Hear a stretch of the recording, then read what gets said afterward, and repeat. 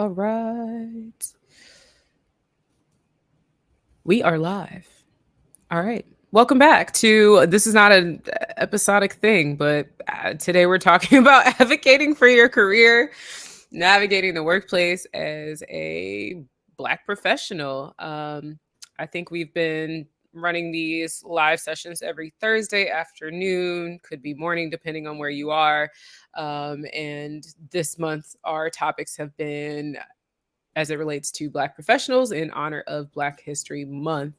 Um, I feel there was I don't know if you've been hearing this too, Caren, but I've been hearing a number of people saying that they are sort of done with Black History Month or don't want Black History Month or I have heard that too, and I am shocked, disgusted, appalled, confused.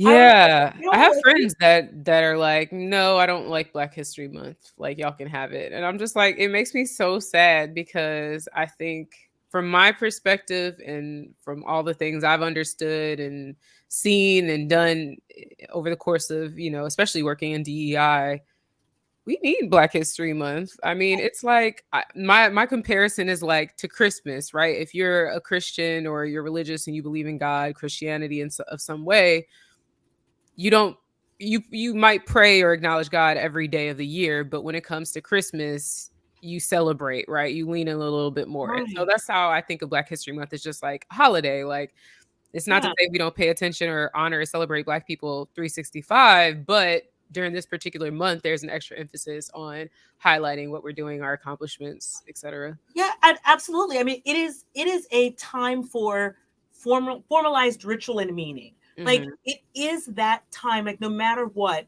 this is the time and space of the year where we have these conversations. Right, right, Even if it's something as bland as I have a dream speech that everyone only knows, pretty much that.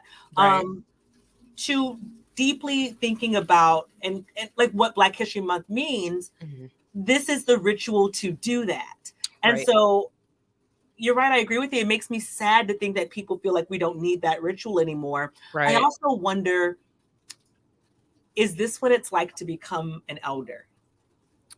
To have that feeling of, oh, I'm so sad. Like, don't y'all know what we did to get here? Right. Well, really? Yeah.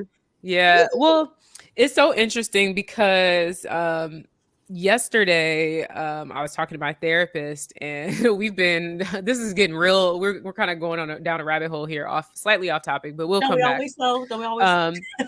no, but I think it's important because I what she's helped me uncover is I have this sort of overarching theme of like thinking about death in my life and like even the way I approach my work and my goals. I'm like, go, go, go. Like, you never know when it's the end. Like, try to do as much as you can. What if you don't finish?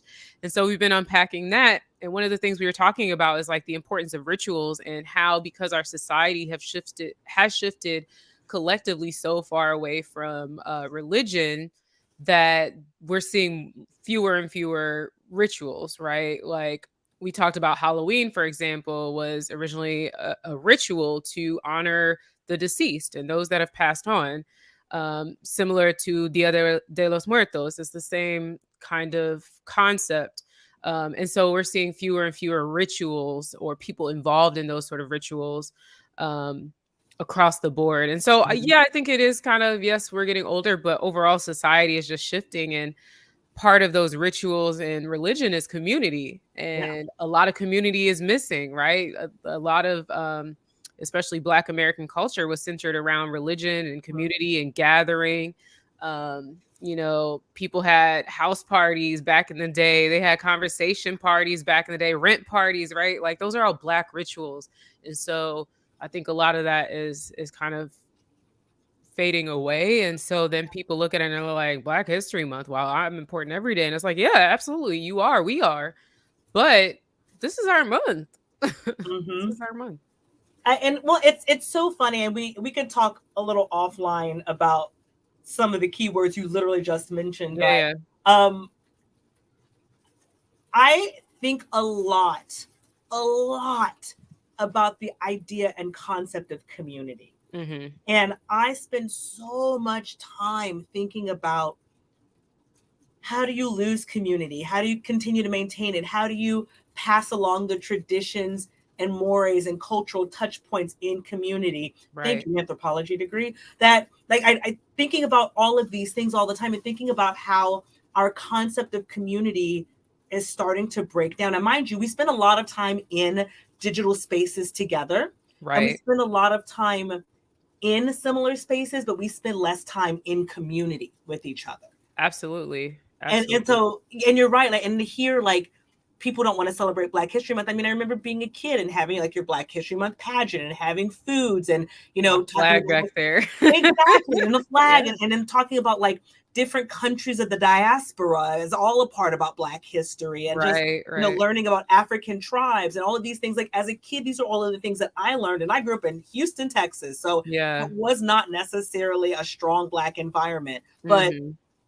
these are the things that you learn. And now to hear that folks are walking back from that, oh, I feel like we're losing recipes, y'all. I feel like we're losing. We are. And of course, the pandemic didn't help either, right? It has caused us to be isolated for the past several years. Sure, we're getting back out there. But a lot of people are dealing with social anxiety, and a lot of people haven't returned to those communities that they had previously, or those communities broke down and now they're trying to find other communities. And so it's really hard. It's really difficult. Um but yeah, I hope we don't fully lose it. And then it doesn't help from my perspective to also see that organizations and companies are pretty much just like, oh, well, y'all don't want it. It's performative. So, and I'm like, grand. So just an excuse not to do anything. Right. Yeah, I am curious to see how this year pans out, though, for other cultural heritage and celebration months. I'm me very curious because there has been so little Black History Month acknowledgement across the board. Somebody posted earlier on LinkedIn, Madison Butler, who is too. also in the DEI space. I followed her for a while, or them, apologies. And they were like, I have had one, I think, speaking engagement or inquiry for Black History Month, and Madison's Black. And I was like, I looked at that and I had to think, and I was like, wait a minute, I've had zero, like literally zero Black History Month engagements. And they mentioned, in previous years how they had to like turn down opportunities because there were too many. We both have had this conversation too. We had so like an influx. This year, nothing. Nothing. Yeah, I'm still working with my clients, which is great. Thankful for that. Doing amazing work with them. Still have people reaching out for workshops and discussions moving forward. But specific to Black History Month, nada. Crickets this year. Crickets. exactly. Yeah. Yeah, like it's the inbox has been dry. It has been absolutely dry. And you're right, like the past couple of years, and I of the two of us, I don't really do as much as you do. Um, but yeah, it has been absolutely just dry. It's Just odd. It's dry. very well, it's not odd. We know why. We just talked Yeah. about some reasons why, but it's just unfortunate. It's really unfortunate. Yeah. Um, all right. Well, shifting into what we Yeah. originally planned to talk about, and we're watching the playback, they can always fast forward. Um, Advocating for yourself in the workplace. Yes. A lot of times, and just taking race, ethnicity out of the equation for a second, people are often like, you have to manage up, especially now. We are in such a unique space, especially with remote and hybrid work. There is not as much emphasis on learning and development. A lot of organizations have actually eliminated learning and development roles entirely.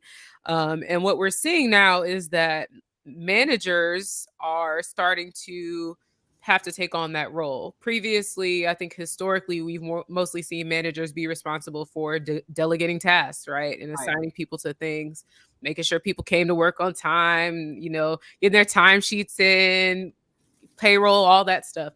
Right. Now there's a much heavier emphasis on managers and a responsibility on managers to help people with their overall career and professional development and progression. A lot of managers are not trained or educated on this. If your managers need help, hit up Caren. She's good at that. But the professional adult.com. Mhm. But I say all that to say that, a lot of people do have managers who aren't well equipped to actually help them in that front. And so you're kind of left managing up, as we say, kind of helping your manager, guide your manager on how best to support you. Um, my take, and Caren, I'm curious to hear from you. I think it has to be a collaborative effort. But and now we're going to add race and ethnicity back in when it comes to Black people specifically. And there are studies, and I added some links in the description, that when Black people try to manage up, when they try to advocate for themselves, for promotions, for bonuses, for stretch assignments, that they are often met with biases, that prevent them from achieving that. Oh yeah, yeah. It absolutely has to be a collaborative effort. For as much as you hear managers talking about a pull approach, where why don't you come to me, let me know what you want to do, like help me with Right. this. When it happens, if you are a person of color, especially if you are a Black person, and doubly especially if you are a Black woman, um, there is always things to be done that are internal work. There are always things that are done to be infrastructure type work that just never seem to get you out of doing that and into stretch goals, no matter how much you actually try to push for those stretch goals. There's Right. always just something else there that happens. Um, so yeah, it absolutely has to be collaborative. It has to be not a pull, but a push. And managers have to really take a step back to look at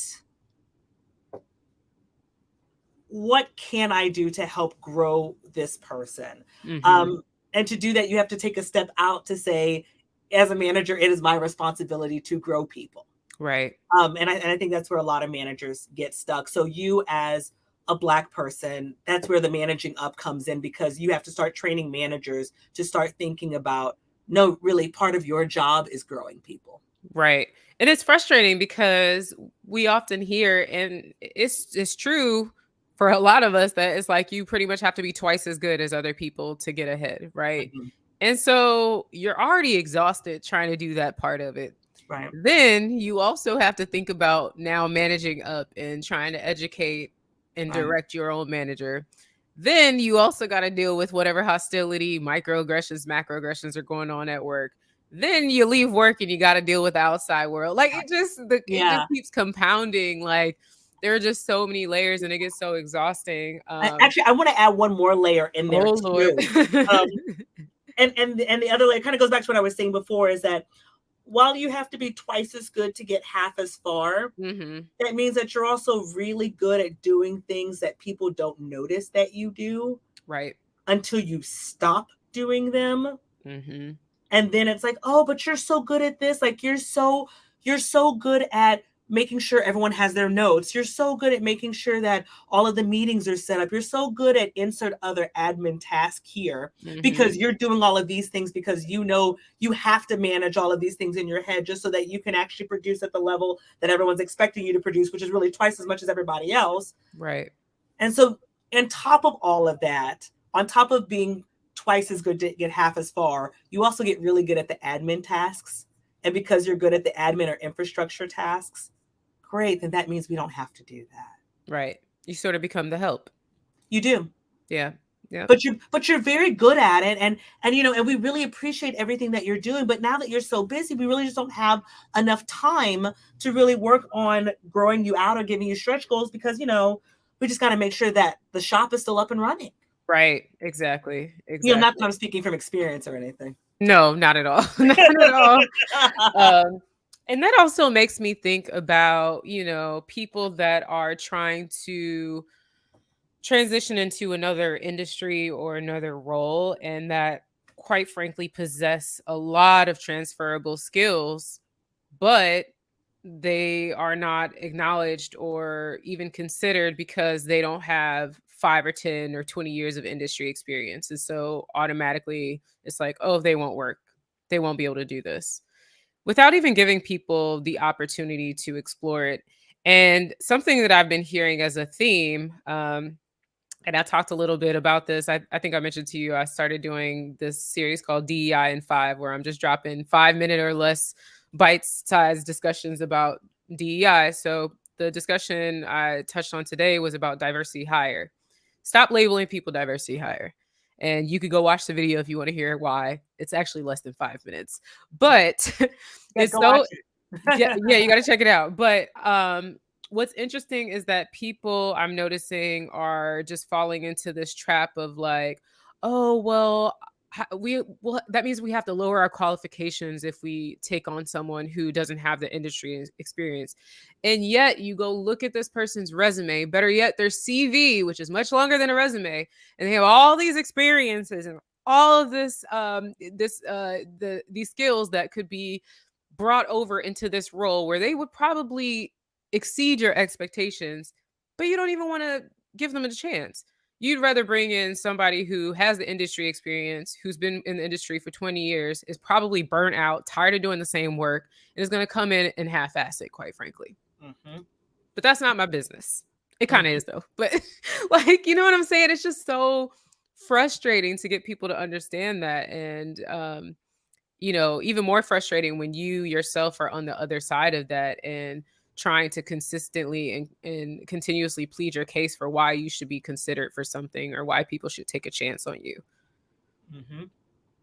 Yeah, absolutely. And I, and it goes back to a conversation that I know that we have had before. I don't know if we've had it here, but I know we've had it before. Mm-hmm. Um, about the idea of certification and degrees versus experience, Yeah. and how one is prioritized over the other. And again, and I am someone who actually is a huge fan of certifications and degrees. Like, I am actually a big fan of it because I think that it is a good way of codifying and answering the question, do you know what you say you know? Right. I think it's great. Right. Right. However, I don't think it's the only way to answer the question, how do you know what you say you know? Right.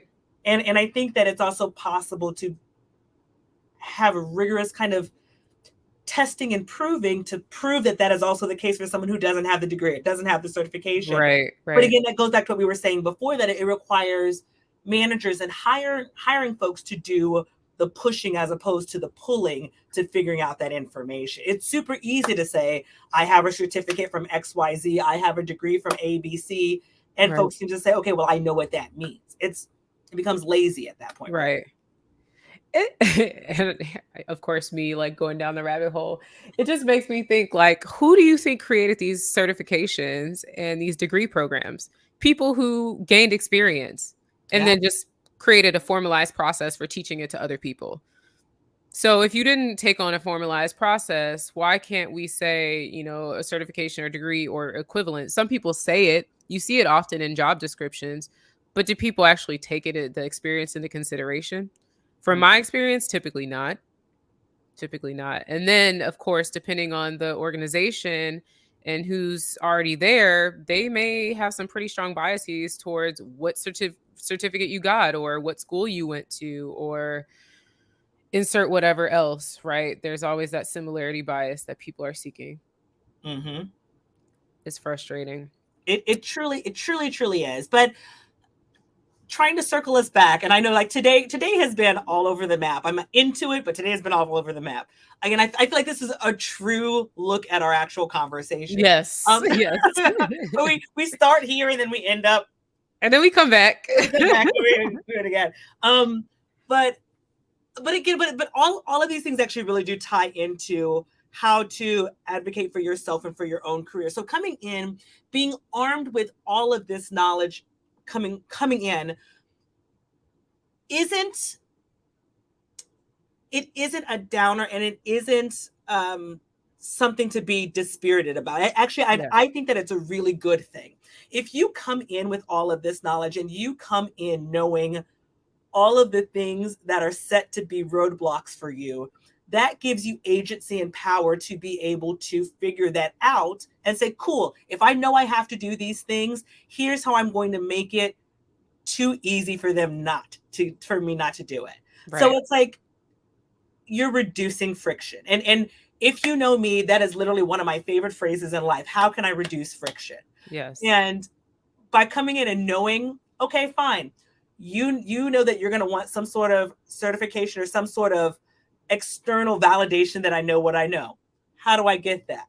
Or, in my case, how do I get one organization to pay for that so I can take it to other organizations? That part.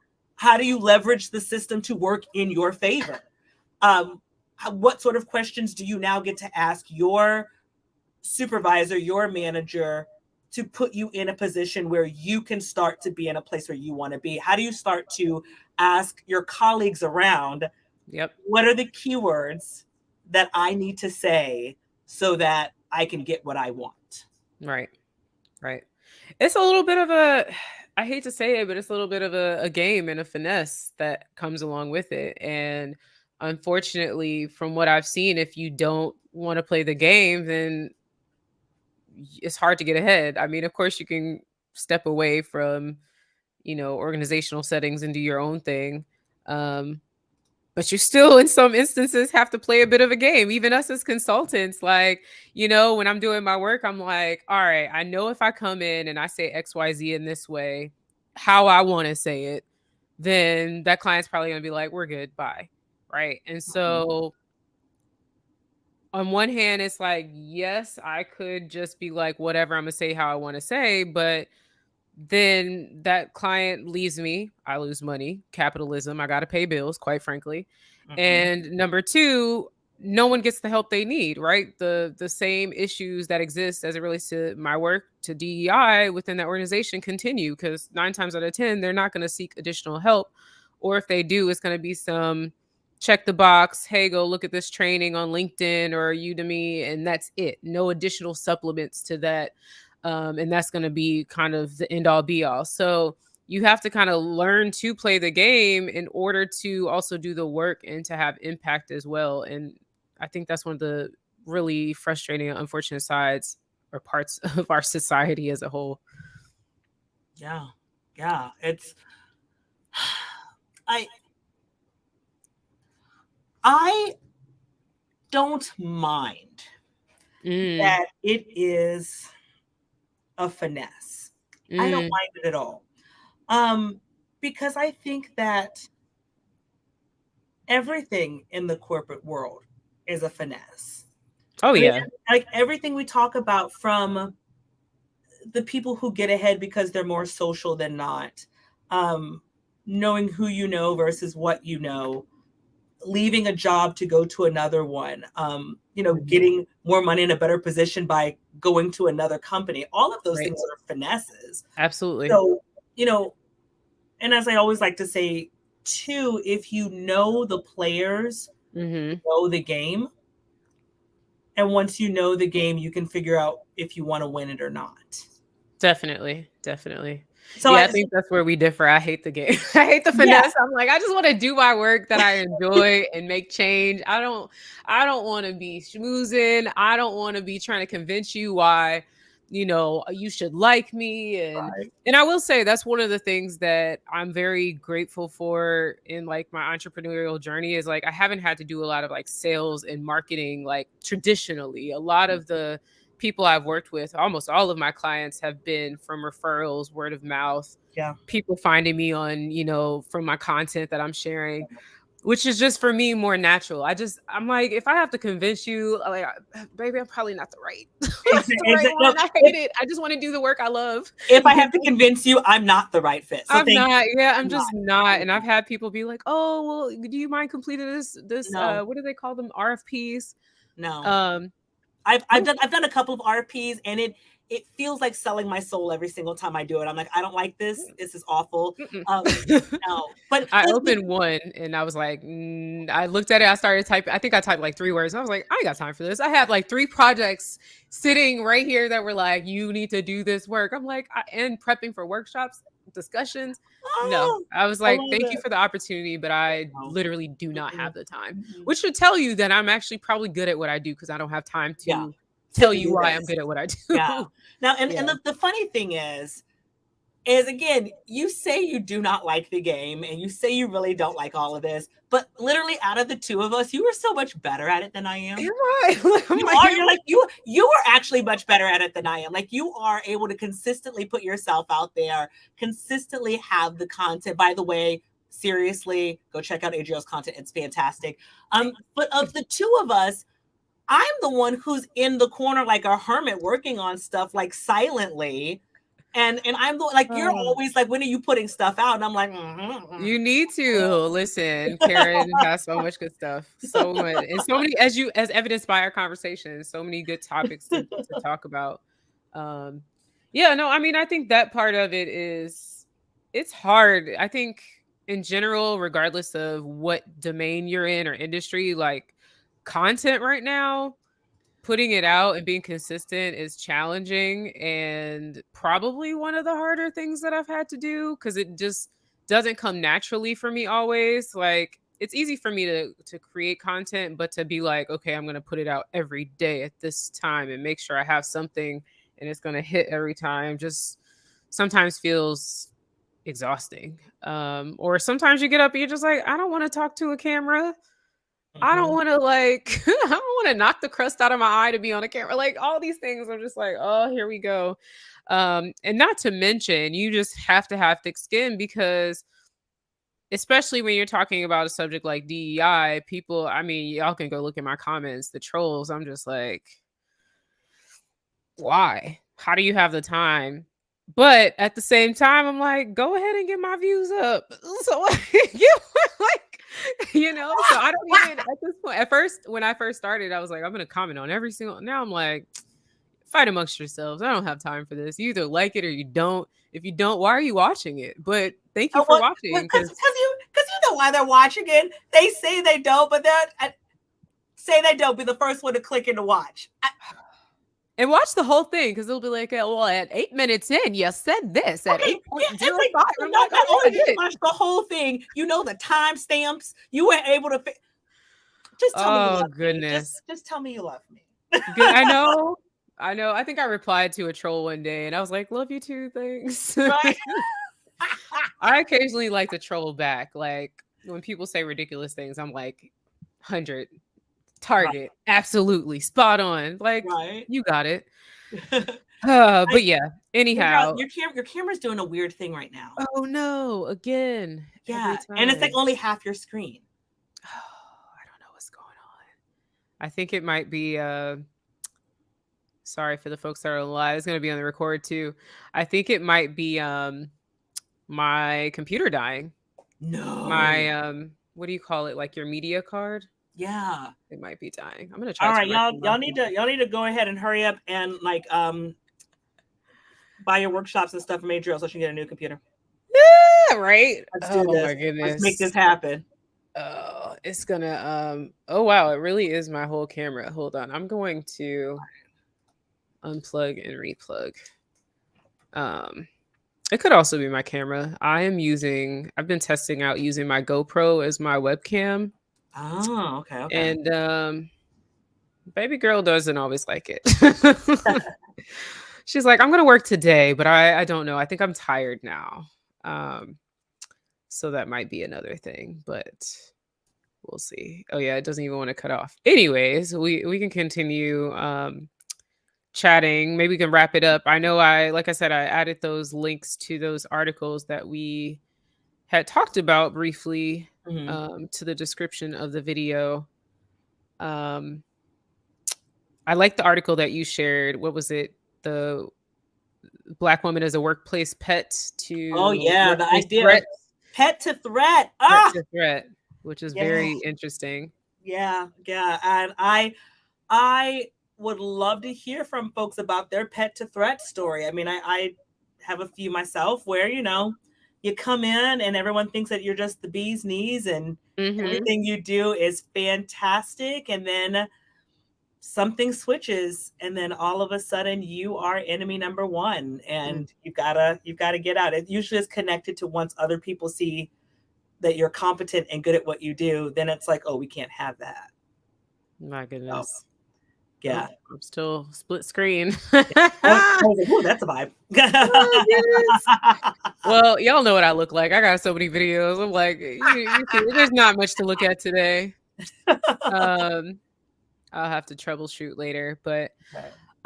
yeah, I mean, I hope people feel empowered to speak up for themselves. It's not easy. I think, no matter what you choose to do, in this life, whether you are working in a corporate setting or something more casual, tech, being an entrepreneur. You always have to find ways to advocate for yourself, and it is not always easy.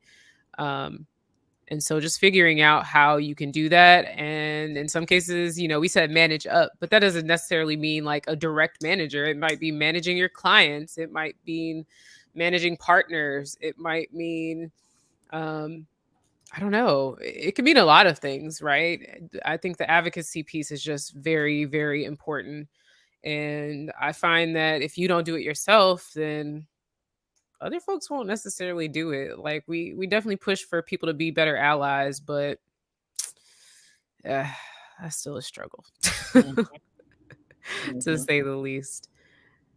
Um, any final thoughts, ideas? Um,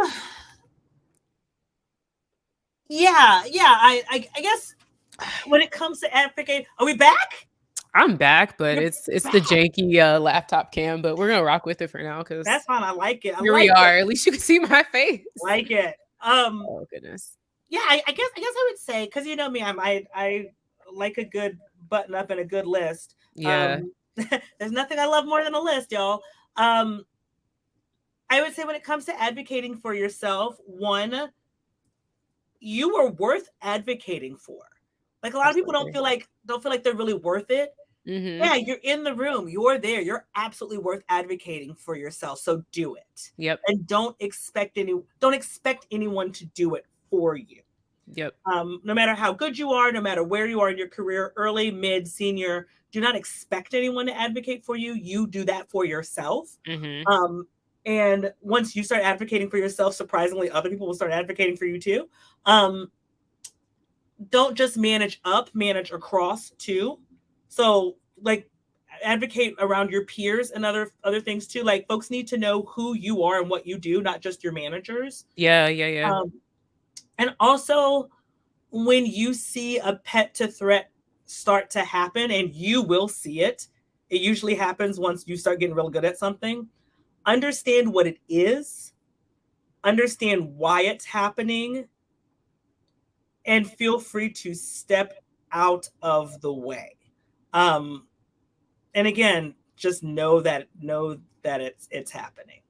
Um, so yeah, and just know that again, it is all a finesse. It is all a finesse, and whether we want to do it or not, Right. that's what our system is. So understand how you can make that system work for you. Yep. I think well said. There's nothing I would add to that other than just like keep it in mind. It's a constant push and pull, a balancing act. And Yeah, so to your point, find what works for you and go for it. yeah, yeah. All And right, y'all. appreciate it. Well, we appreciate y'all tuning in with us for another live Thursday. I'm not sure what we're covering next Thursday, but it's still going to No be idea. some black ass topic because it's No, still no idea. Black History Month and neither of us are getting rid of it. So No, there's that. no. If you have ideas or topics that you'd like to hear us cover, please add a comment. You can feel free to troll too. We don't mind. And we will see you back here next week at 12:15 Eastern, Yeah. 11:15 Central. All right, y'all. Thanks for joining. Have a good one. Bye. Bye.